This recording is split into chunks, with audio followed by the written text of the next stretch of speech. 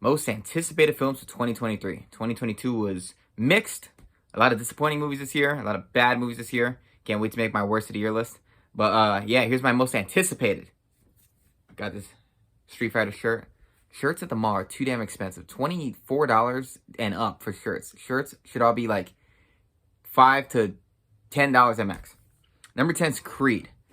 You know, it's always a good time looking forward to these, training montages, staple Rocky. The great camera angles they've been using in these fights. I just can't wait to see their cinematography at work.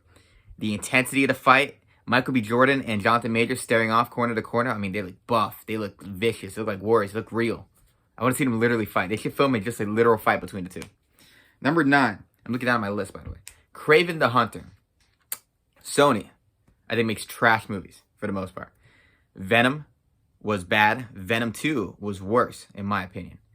Morbius was just boring and mid as a vampire movie with no blood. But Kraven has always been one of my favorite characters in the comics. I had a toy of Kraven when I was younger, and I loved Kraven, so I just want to see what they do.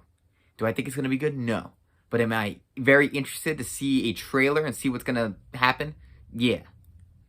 Number 8 is definitely a guy who's bringing back the movie star, and that is Tom Cruise. Tom Cruise is the last living movie star in this world, and he's going to kill himself in some epic stunt one day, and when he does die, everyone should just, jump off a cliff with parachutes in celebration. Not celebrating his death, but celebrating how crazy he was. He saved the cinema. He proved that the pandemic is over with how much money he fucking made. Him and Avatar. You're not affected. You can't use that excuse anymore. If you flop, you flopped. No more, blaming the pandemic. But Top Gun Maverick was marvelous, and Mission Impossible Dead Reckoning, I'm sure it's going to be great. All the Mission Impossibles, they're all good. They're all action masterclasses and just excuses for Tom Cruise to jump off some shit. So, hype for that. Number 7 is a movie I know nothing about really, other than, the plot of it. It is Dracula, The Voyage of the Demeter. It is based off just a journey of Dracula on the ship. And the images I was looking at was Nosferatu, when he sits up from the casket on the ship. And I like horror movies. And Dracula, there's not a lot of good Dracula movies outside of, Dracula. But I would like to see more Dracula movies. I want to see one that's good. I can think of Van Helsing and Blade 3 and Dracula Untold. I want to see a good Dracula film, a good Dracula horror film. I wish Robert Eggers was making it, because I know he's making a Nosferatu film. But it's interesting. Number 6, Killers of the Flower Moon. Fantastic title. All I know is Martin Scorsese. It looked kind of like a horror film. It's based off some true events, like the origins of the FBI, Leonardo DiCaprio. I feel like it's going to be great. And I think it's been done for a long time. So, yeah, Martin Scorsese. Just saying that name means quality 99% of the time. So, number 5, Scream 6.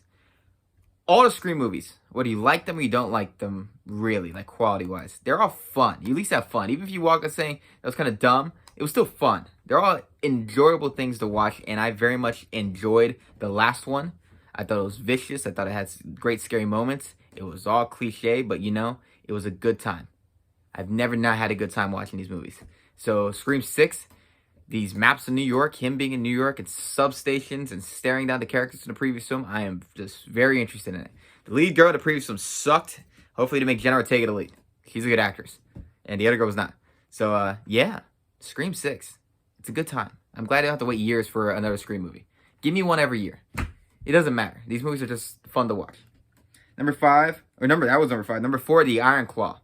The Von Erich family of WWF, way back in the day. Wrestling movies are kind of good. They're usually good. The Wrestlers are a great movie. I love, learning about the old school days of wrestling, people coming up. Zac Efron is in this movie. He's going to be huge and buff. That dude is going to explode one day. He's going to explode. They should put Liver King in it. Have these big buff guys duke it out. Put The Rock in it. If you haven't played someone else. But yeah, I'm amped to see, the Von Erichs and the Von Erich Claw that he used to do. So, yeah. Number 3, Oppenheimer. Just like Martin Scorsese, you say Christopher Nolan's making a movie, I'm there. I don't love all Christopher Nolan movies. Didn't really care for Tenet, really. I thought it was annoying to watch. But Dunkirk, the one before that, was a masterpiece. Loved every second of it. And for the most part, Christopher Nolan is a slam dunk of a director making movies. It looks cool. IMAX, black and white. Cillian Murphy, about Oppenheimer, someone I'm interested in. I haven't seen a movie about. I'm in. I have become deaf. So, yeah. Number 2, Knock at the Cabin. M. Night Shyamalan. Shyamalan Ding Dong. No matter what he does, he's like Jordan Peele. He's a worse Jordan Peele. But these are two directors that whenever they have a movie coming out, you can never imagine what you're going to see. Like, it could be an infinite amount of possibilities because they are creative people. M. Night Shyamalan, every other movie's good. It's usually he makes a bad movie and then he makes a good movie, bad movie, good movie. Old was bad. So, this is going to be good? I love Split. Split's one of my all-time favorite movies. It's like my top 15. I think Split's fucking phenomenal. Signs is a masterpiece. He can make a good movie. But what you can't say is he's not creative. He's very creative. I looked at this trailer, I'm like, I don't know how the hell it's going to turn out. I can't wait for the twist. It's going to be something so stupid and it's going to drive me crazy. But I'm always walking into these movies like, God, I have no idea how this is going to turn out. Because he's so weird and wacky and creative, and whether it's a bomb or it's great, it's never not something I'm talking about when I leave. I'm always talking about it to people because I'm like, you got to see this movie for good reasons or bad reasons. And number 1 is Mad Max: The Wasteland. Let me tell you something. Mad Max Fury Road is my favorite movie of all time. As of today, it's been my favorite movie for like 3 years now. It is the most entertaining movie, in my opinion, I've ever seen. You put it on blast, you put it in the house, and it's just... Now, I don't like the first Mad Max movie, and I don't like the second one. I know, blasphemy, I know. But I like the last like 15 minutes of the second one. Never saw Thunderdome, but Mad Max 4 is so fucking crazy and fun to watch, and I cannot wait to see George Miller make another one. And I just don't know how he's going to one-up that action, but I want to see it. I want to see him try. And Anya Taylor-Joy is my favorite actress. So, I'm so amped for this movie. Mad Max: The Wasteland. Ugh. I cannot wait to see it in theaters. That's a theater movie. That's a see it 5 times in theater movie. Mad Max Fury Road was a fucking blast. And I can't wait for more. I love Mad Max Fury Road. I watch it multiple times a year. Because it is just a blast to watch.